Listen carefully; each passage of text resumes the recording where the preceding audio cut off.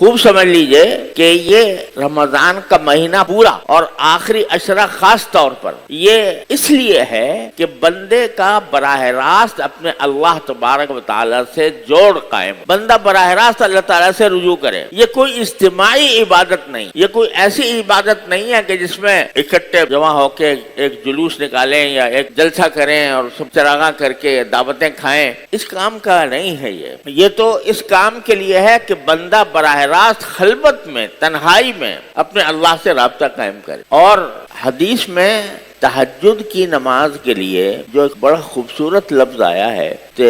حضور اقدس صلی اللہ علیہ وسلم نے ارشاد فرمایا کہ دین کے ساتھ کوئی کشتی لڑنا تو کسی کے لیے ممکن نہیں ہے۔ یعنی آدمی یہ چاہے کہ میں ساری زندگی مجھ سے بالکل 100% میں اس طرح وقت گزاروں کہ اس میں کوئی مجھ سے ادنا غلطی نہ ہو اور بلکہ تقویٰ کے انتہائی معراج پر میں پہنچ جاؤں، ایسا ممکن نہیں۔ لن یشاد الدین احد الا غلبہ، کوئی شخص دین کے ساتھ کشتی لڑنا چاہے گا تو دین ہی غالب آ جائے گا۔ کیا معنی کشتی لڑنے کے؟ کہ عبادت میں غلو کرے، صدقات میں غلو کرے وغیرہ وغیرہ، اب اس کی تفصیل میں جانے کا وقت نہیں ہے، لیکن فرمایا کہ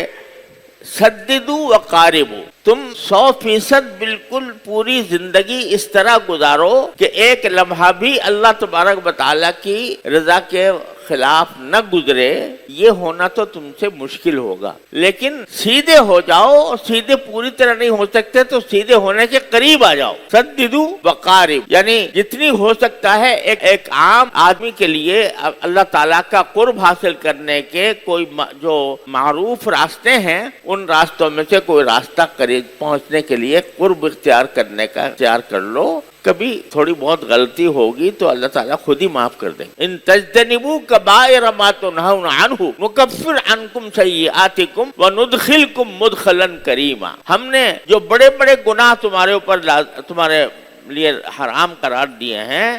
ان سے اگر تم اجتناب کر لو تو جو تمہاری چھوٹے گناہ ہیں یا چھوٹی چھوٹی لغزشیں ہیں ان کو تو ہم خود ہی معاف کرتے جائیں گے۔ بڑے گناہوں سے بچ جاؤ اور چھوٹی چھوٹی چیزوں سے اپنے آپ کو اگر گزریں گی،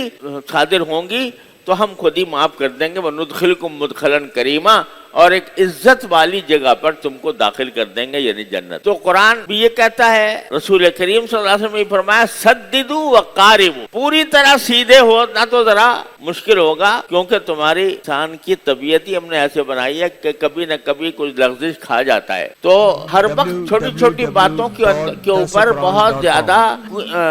زیادہ کنجکاؤ کرنے کی ضرورت نہیں ہے، بلکہ قریب آ جاؤ اور وَاسْتَعِينُوا بِالْغَدْوَةِ وَالرَّوْحَةِ وَشَيْءٍ مِّنَ الدُّلْجَةِ، اور مدد مانگو اللہ کی۔ ایک تو صبح کے وقت میں تم جب نکلو اللہ کے راستے میں، اصل میں تو وہ جہاد کا نکلنا تھا، اور اگر کوئی آدمی انشاءاللہ دین کے کسی اور کام کے لیے صبح کے وقت نکلتا ہے تو وہ بھی اس میں داخل ہے۔ اب روحہ یا رات شام کے وقت میں اللہ کے راستے میں نکلو، اور شام کے وقت میں اگر کوئی اور شخص دین کے کسی اور کام کے لیے یا دین کے کسی مطالبے کو پورا کرنے کے لیے نکلتا ہے تو وہ بھی اس میں داخل ہے۔ پھر آخر میں فرمایا بشیء من الدلجہ، اور تھوڑا سا رات کے اندھیرے سے مدد لو، رات کے اندھیرے سے مدد لو۔ کیا معنی؟ کہ رات کے اندھیرے میں اپنے اللہ سے رابطہ قائم کر لو، کچھ رکعتیں تہجد کی پڑھ لو، اس کو شیء من الدلجہ فرمایا کہ تھوڑا سا رات کا اندھیرا اس سے مدد لو اپنے آپ کو جنت تک پہنچانے کے لیے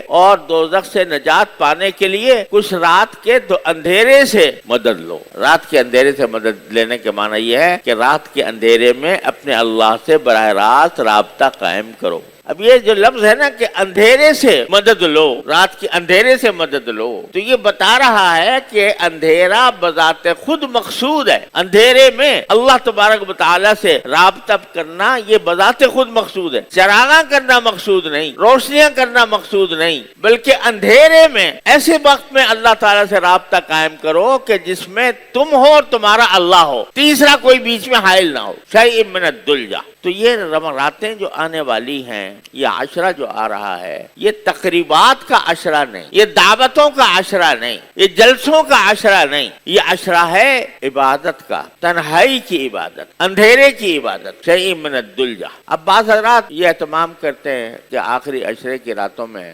مسجدوں میں جمع ہو۔ خیر، جس طرح بھی موقع مل جائے انشاءاللہ غنیمت ہی ہے، لیکن اصل بات یہ ہے کہ اپنے گھر میں، تنہائی میں، اور اگر ہو سکے تو اندھیرے میں اپنے اللہ سے رابطہ قائم کرو۔ جلسہ کرنے کا کوئی موقع نہیں ہے۔ ہاں بیچارے بعض لوگ ایسے ہوتے ہیں کہ گھر میں اگر رہیں گے تو نیند آ جائے گی، گھر میں رہیں گے تو عبادت کا موقع نہیں ملے گا، تو اس وجہ سے مسجد آ جاتے ہیں، تو چلو کوئی حرج نہیں، لیکن اصل کوشش یہ ہونی چاہیے کہ اپنے گھر کی تنہائیوں میں اپنے اللہ سے رابطہ قائم کیا جائے، جیسے رسول کریم صلی اللہ علیہ وسلم آپ نے آخری عشرہ اسی طرح گزارا، کوئی تقریب نہیں، کوئی جلسہ نہیں، اور رات کے اندھیریوں میں اپنے پروردگار سے رابطہ قائم کرنا۔